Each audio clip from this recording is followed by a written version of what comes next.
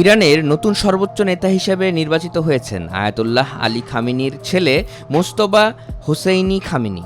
৪ March এ তথ্য জানিয়েছে সংবাদ মাধ্যম ইরান ইন্টারন্যাশনাল। সংবাদ মাধ্যমটি বলছে, বিপ্লবী গার্ডের চাপে ইরানের অ্যাসেম্বলি অব এক্সপার্ট মোজতবাকে নতুন লিডার হিসেবে নির্বাচিত করেছে। ১৯৬৯ সালের ৮ সেপ্টেম্বর ইরানের মাশহাদ শহরে জন্ম নেওয়া মোজতবা ইরানের প্রয়াত নেতা আলী খামেনির ছেলে।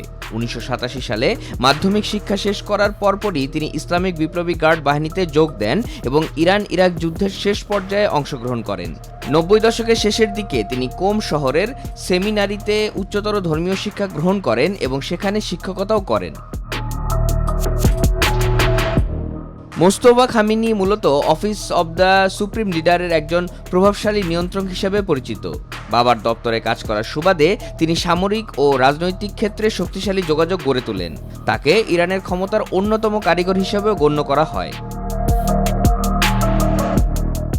এছাড়া ২০০৯ সালের নির্বাচন পরবর্তী আন্দোলন এবং ২০২২ সালের জিনা মাহসা আমিনির মৃত্যুর পর দেশব্যাপী চলা বিক্ষোভ দমনে নিরাপত্তা বাহিনীকে কঠোরভাবে পরিচালনার ক্ষেত্রে তার সরাসরি সম্পৃক্ততার কথা বিভিন্ন সময়ে গণমাধ্যমে উঠে আসে।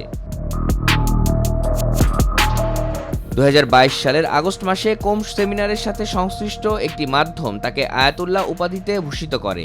একজন ধর্মীয় নেতা হিসেবে যে ধরনের উচ্চতর পাণ্ডিত্য ও গ্রহণযোগ্যতার প্রয়োজন হয় তা না থাকা সত্ত্বেও এই উপাধি ব্যবহার তার উত্তরসূরি হওয়ার পূর্ব প্রস্তুতি হিসেবেই বিবেচিত হয়েছিল।